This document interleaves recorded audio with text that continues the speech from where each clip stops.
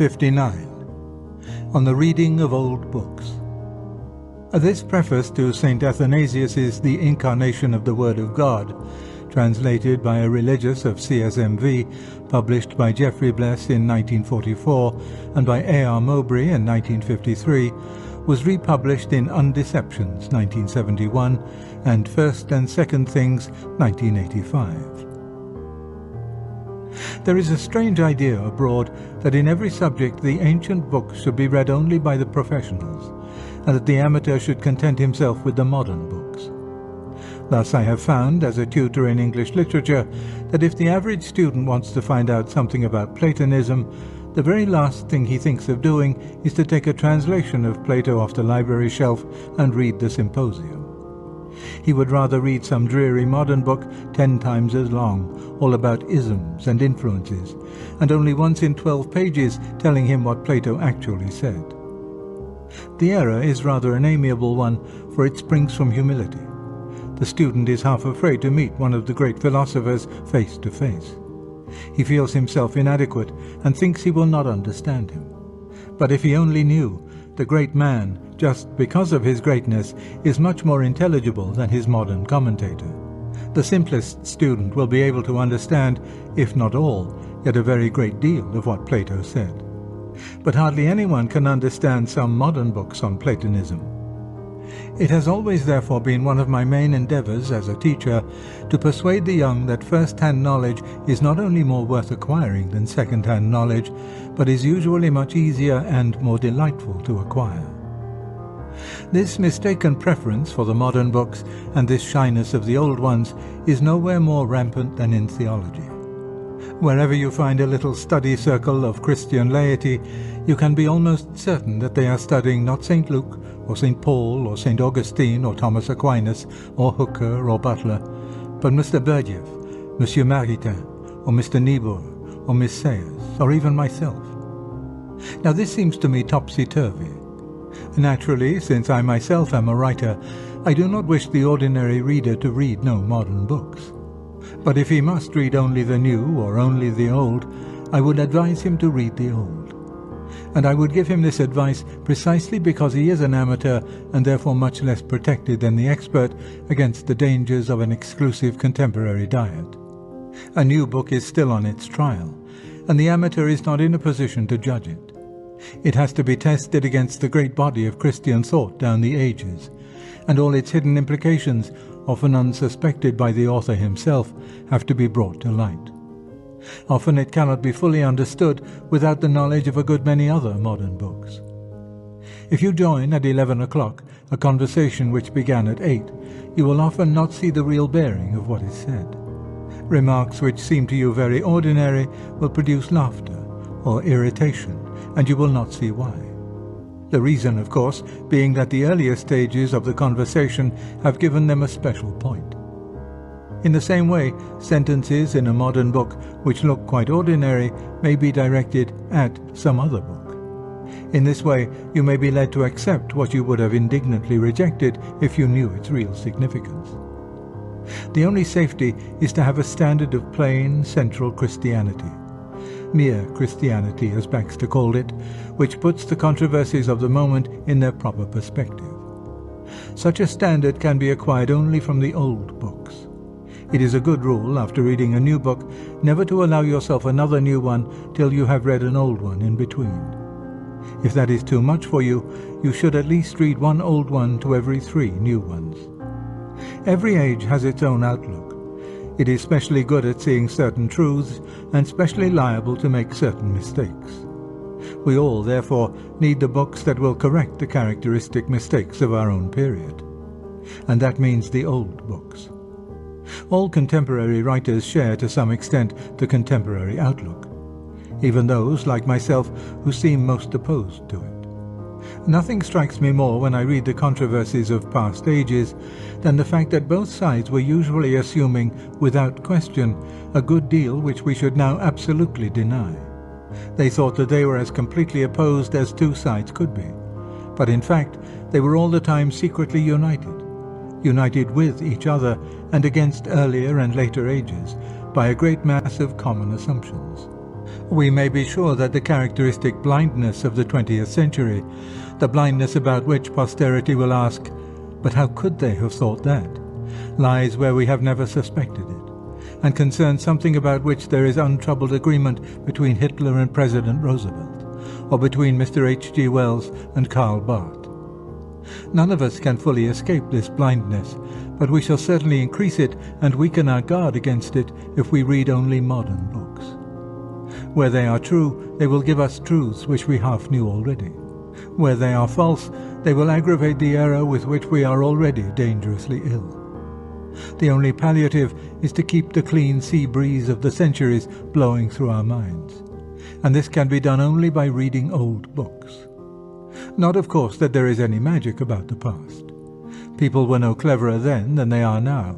They made as many mistakes as we, but not the same mistakes. They will not flatter us in the errors we are already committing, and their own errors being now open and palpable will not endanger us.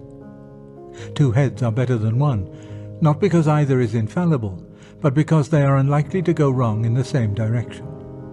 To be sure, the books of the future would be just as good a corrective as the books of the past, but unfortunately we cannot get at them. I myself was first led into reading the Christian classics almost accidentally, as a result of my English studies. Some, such as Hooker, Herbert, Traherne, Taylor and Bunyan, I read because they are themselves great English writers. Others, such as Boetius, St. Augustine, Thomas Aquinas and Dante, because they were influences. A George MacDonald I had found for myself at the age of 16, and never wavered in my allegiance, though I tried for a long time to ignore his Christianity. They are, you will note, a mixed bag, representative of many churches, climates and ages. And that brings me to yet another reason for reading them. The divisions of Christendom are undeniable, and are by some of these writers most fiercely expressed. But if any man is tempted to think, as one might be tempted who read only contemporaries, that Christianity is a word of so many meanings that it means nothing at all, he can learn beyond all doubt by stepping out of his own century that this is not so. Measured against the ages, mere Christianity turns out to be no insipid interdenominational transparency, but something positive, self-consistent, and inexhaustible. I know it indeed to my cost. In the days when I still hated Christianity, I learned to recognize, like some all too familiar smell, that almost unvarying something which met me, now in Puritan Bunyan, now in Anglican Hooker, now in Thomas Dante.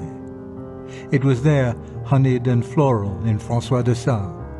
It was there, grave and homely, in Spencer and Walton.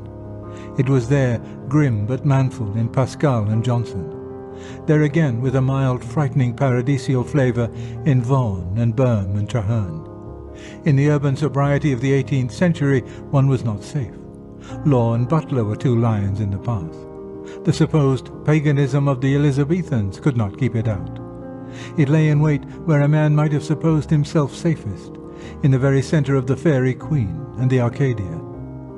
It was, of course, varied, and yet, after all, so unmistakably the same, recognizable, not to be evaded, the odour which is death to us until we allow it to become life.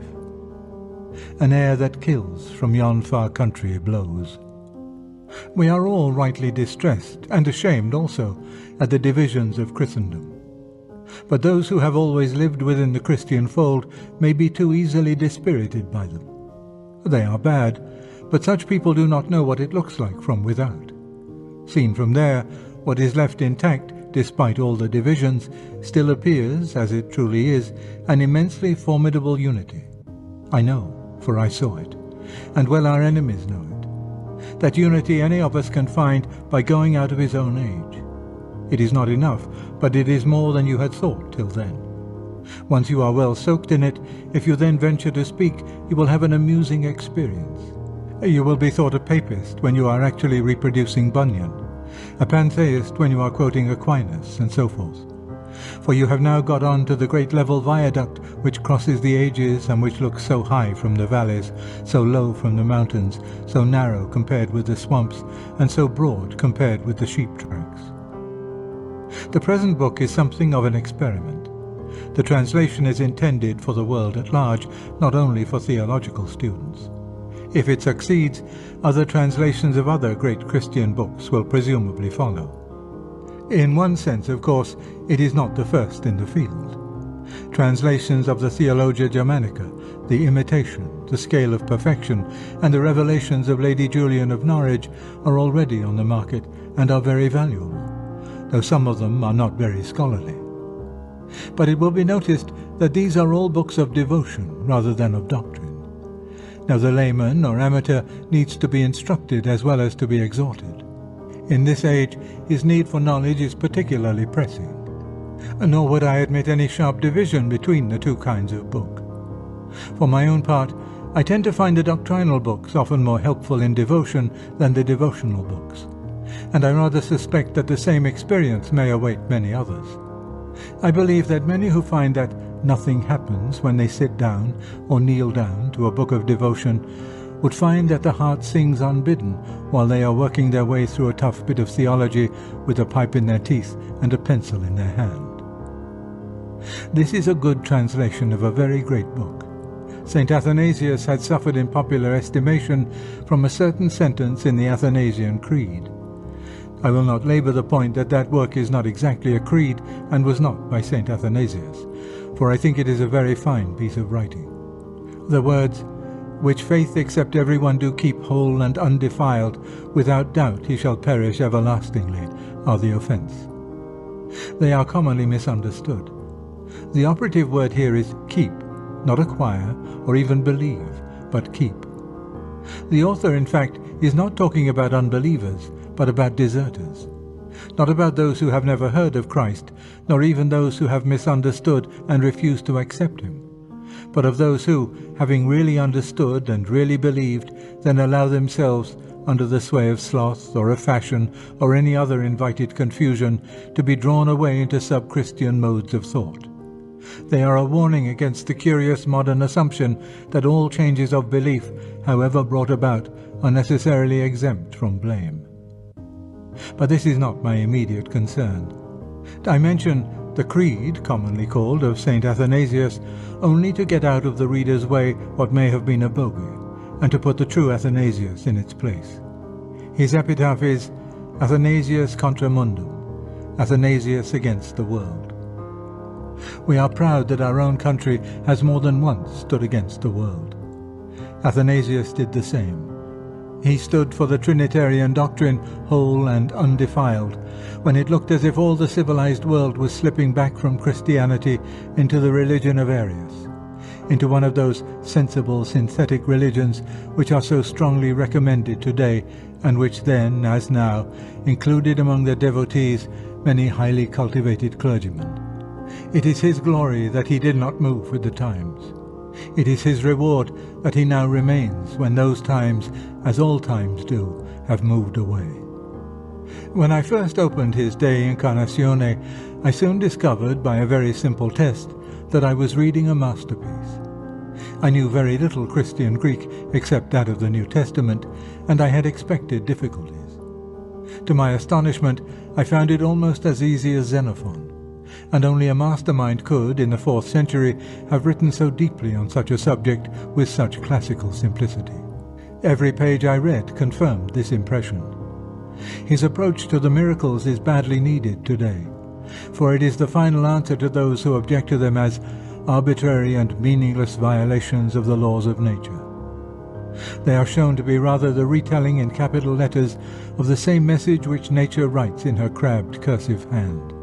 The very operations one would expect of him who was so full of life that when he wished to die, he had to borrow death from others. The whole book, indeed, is a picture of the tree of life, a sappy and golden book full of buoyancy and confidence. We cannot, I admit, appropriate all its confidence today. We cannot point to the high virtue of Christian living and the gay, almost mocking courage of Christian martyrdom as a proof of our doctrines with quite the assurance which Athanasius takes as a matter of course. But whoever may be to blame for that, it is not Athanasius.